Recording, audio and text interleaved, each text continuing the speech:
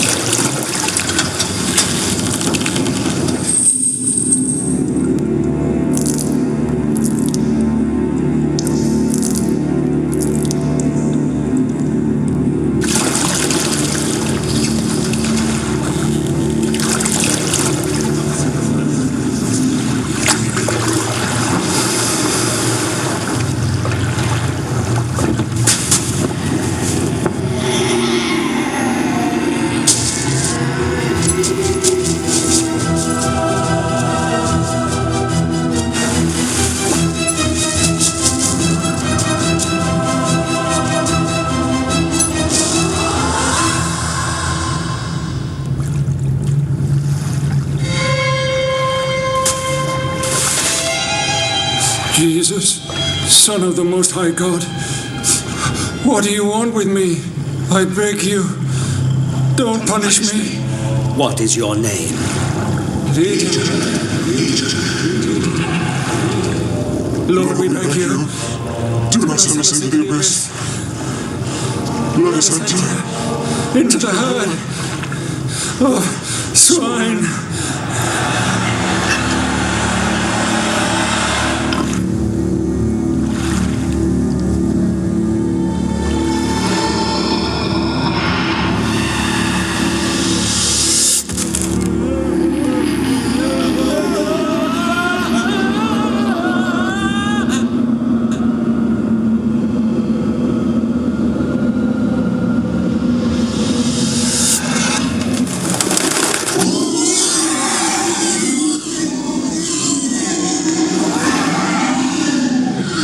That's me right there.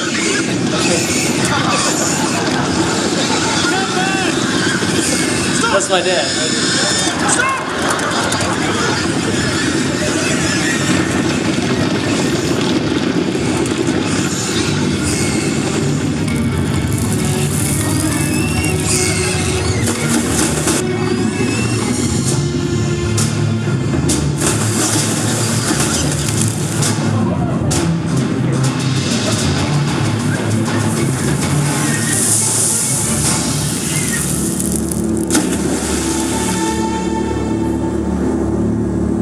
From here, you magician!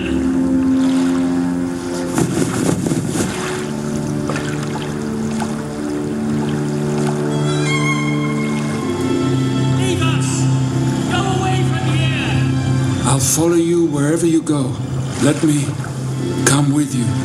Go back home and tell what God has done for you.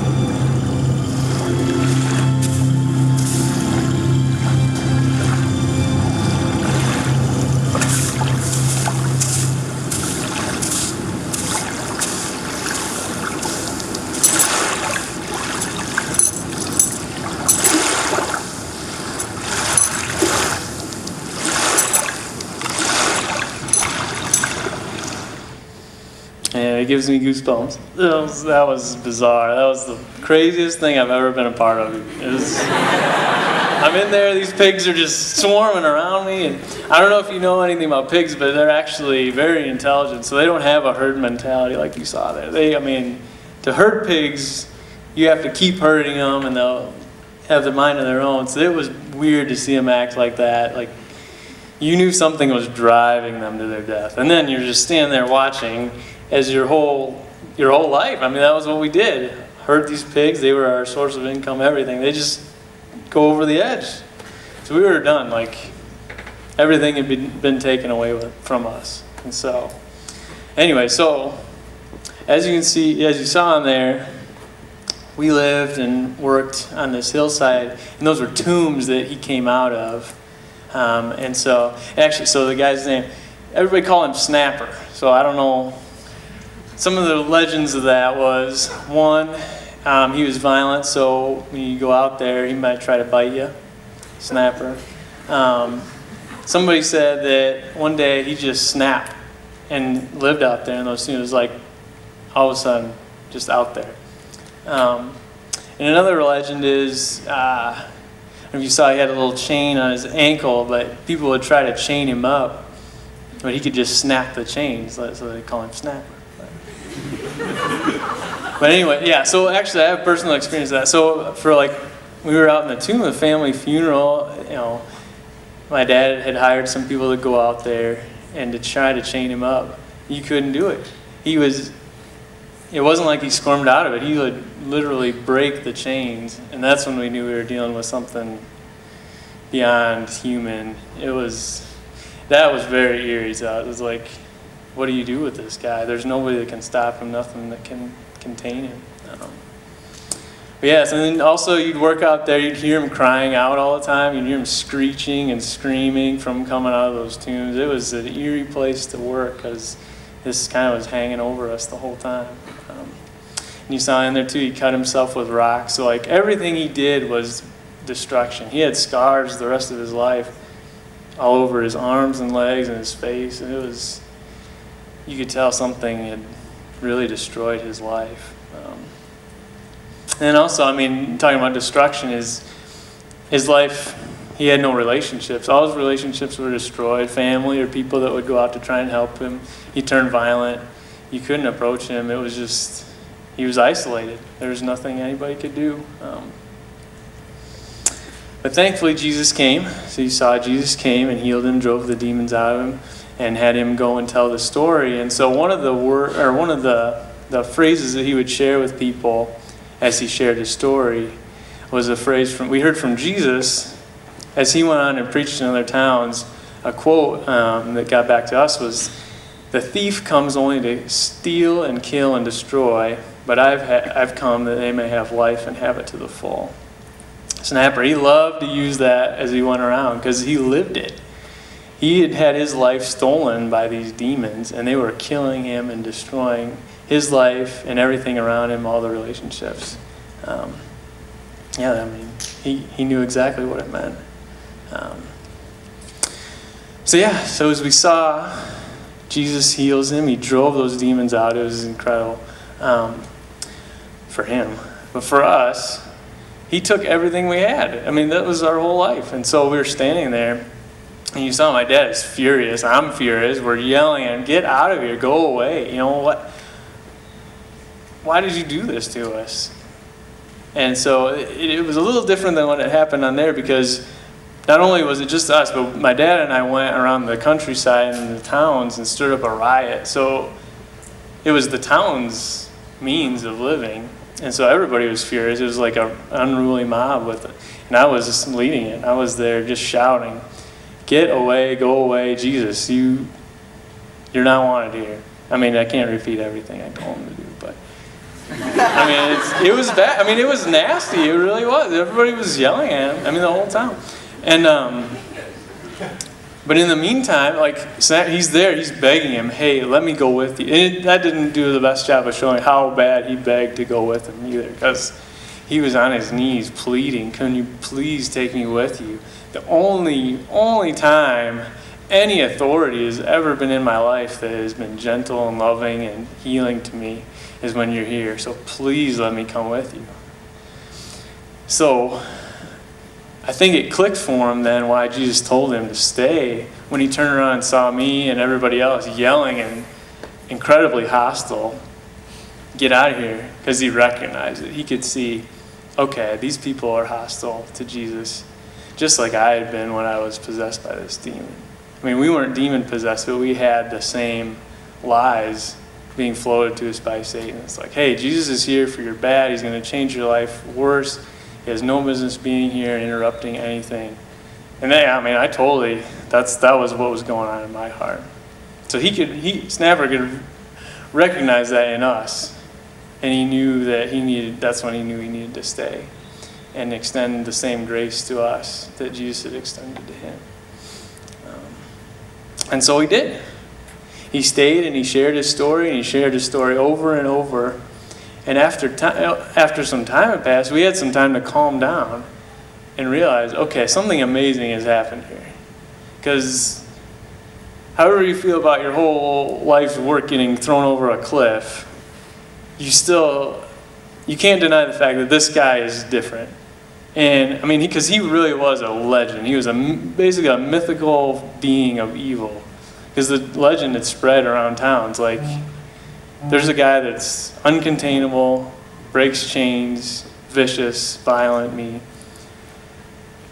And now he's different. And so, I mean, yeah, even like mothers would warn little kids, don't go by the tombs, that guy will get you. That's what they did. Nobody wanted to go around there. And now he's up in the town. He's normal. He's sane. He's gentle. Mothers would let him play with their kids in the streets. It's like he's a whole new person to where he's safe, and he had and also he had just this appreciation for life, the life that Christ had given him. And so I think one of the things that impacted me the most when he would share his story is he wasn't afraid or ashamed of telling people that he had been so weak, that he'd been possessed by a demon. He was owning the fact that he was that way. That's like, oh man. I don't want anybody to know about anything I've done or my weakness or my brokenness. But here he's just laying it out. Hey, I was possessed by this demon. Now I'm different. It's like, okay. He must have a safety that he's able to own up to that and move forward. And I realized I wanted that. I wanted the freedom to be safe in sharing what's going on in my life. I think, as he related with people in this new and different way, and boldly sharing his story, perceptions on Jesus started to change. The culture, the dominating opinion at first was that Jesus was for our bad. We didn't want him around. But the more we heard about him, the more we started to think, okay, there's something to Jesus. There's something worth hearing more about. And so, thankfully, Jesus in his journey around the area was coming back towards our town in the Decapolis. And so some people kind of, in part by hearing Snapper's story and everything, they took this guy, and I had been around him before. I didn't really know. He was born deaf, and he also couldn't speak. And they were like, he kept saying, hey, Jesus will change, Jesus can heal, Jesus will do new things in this guy's life. And so they're like, might as well take him and see what happens. And Jesus was able to heal him. It was amazing. Like, as soon as he was healed, he could speak like completely normal. He could hear. It was, again, miraculous. We couldn't explain how the change had happened, but it happened.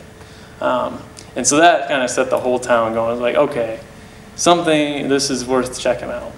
And so Jesus taught in the middle of the Decapolis, so out kind of in the wilderness between these different towns. For 3 days, Jesus talked and told about the kingdom and different things of his teachings. And so I went, I checked it out. So when Jesus arrived, you should have seen the way that Snapper approached him and embraced him, and it was so poignant because he loved him so much and was so grateful to him for giving him a new life. And so it was incredible. That alone started to soften my heart. So at the end of these 3 days, Jesus had been teaching. Slowly, we're kind of running out of food. It's great to hear this stuff. It was definitely captivating, but also, so we're out of food. So Jesus takes these 7 loaves and a few fish, and he starts passing it out. And we're eating it, and it just doesn't get used up. I'm full. It was, everybody around me did too. And at the end, there's all these leftovers. It's like, okay, this is miraculous. So everybody at this point is in awe of Jesus and what he can do. It's like, it was miraculous. there's really no other way to say it. But yeah, and we were really moved, and at that point we really understood more the compassion that Jesus had on us, because we didn't deserve a second chance. I mean, we were so worried about what had happened to our life that we really didn't take time to listen to Jesus, but he'd had mercy on us through Snapper and his story and sharing it over and over, that finally we'd been soft enough to then go to Jesus. And now many people, not everybody, some people were still bitter and held on to that and didn't refuse to see him, but many of us, including me, put their trust in Jesus after that. So it was powerful, and so we were really moved by the compassion, because I think people would talk to Snapper in the meantime and be like, hey, so if you love Jesus so much, why don't you just go be with him then? Why are you staying here? You told him, or you told us your story, like he told you. Why don't you? But I think over time then we understood. It's like we needed to see it and hear it over and over and see this new life lived out to confirm the life change in him. And it was great. We were all grateful because he sacrificed what he really wanted, to be with Jesus, to be here, and to share his story so that we could understand who Jesus really was and have our lives changed too.